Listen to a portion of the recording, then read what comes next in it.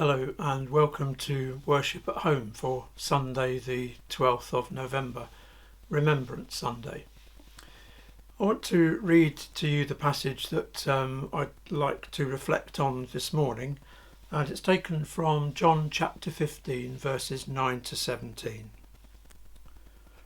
Jesus' words to his disciples: I love you just as the Father loves me. Remain in me. If you obey my commands, you will remain in my love, just as I have obeyed my Father's commands and remain in his love. I have told you this so that my joy may be in you and that your joy may be complete. My commandment is this: love one another just as I love you. The greatest love a person can have for his friends is to give his life for them. And you are my friends if you do what I command you. I do not call you servants any longer, because servants do not know what their master is doing.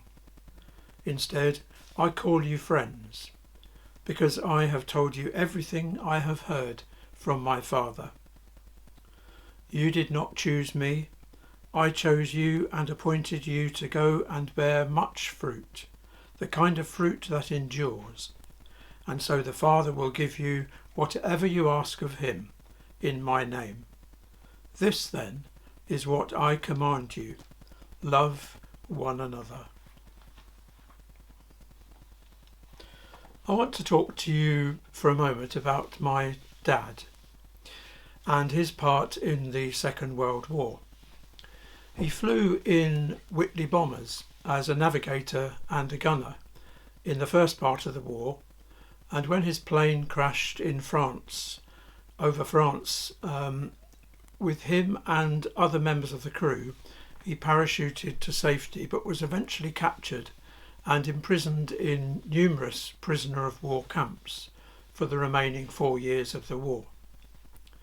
During some of this time, he put his artwork skills to use, forging documents for escaping prisoners.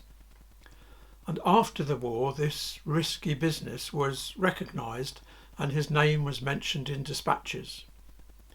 He rarely talked about his experiences, with the exception of the time he recorded a tape for my niece's school project, and we discovered a lot of what had happened during the war and his experiences. Dad never glorified his events and the events during his captivity, but also, I suspect, he saved us from some of the graphic details by joking that where many people were awarded medals for bravery, he was awarded for forgery. I tell you this because while he did not give his life, he lived to the age of 94 in fact, I suspect he gave a part of himself, which in a way was lost forever. The Bible verse that I read to you came to mind as I thought about Dad and all those whose lives have been lost since the war, the Second World War, and in conflicts which are still continuing today, of course. The greatest love a person can have for his friends is to give his life for them.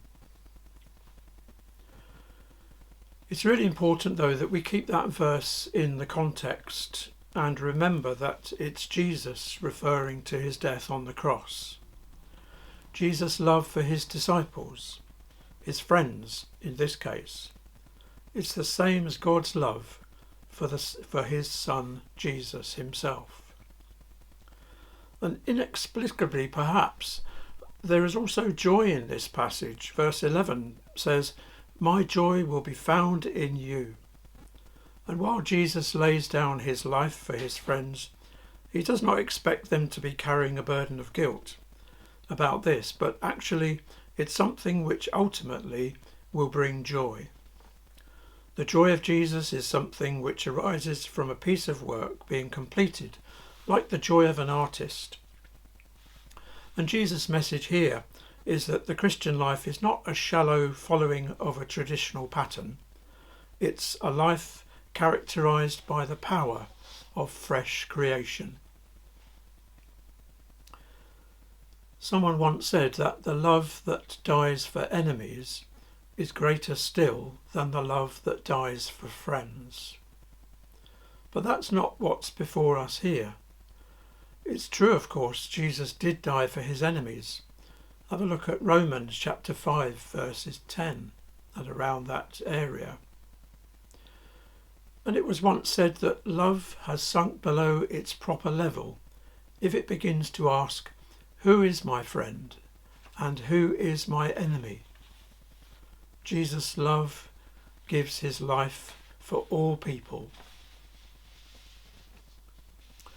We need to hear that message for ourselves. Jesus speaks here to his disciples on a really personal level. Let's hear those words this morning for ourselves. My love for you is so great that I give my life for you. And sometimes in our worship and church life, we are so focused on giving our lives, our time, our resources, that we forget the gift Jesus gave of his life for us. And it's that what we hold to without any sense of guilt or burden.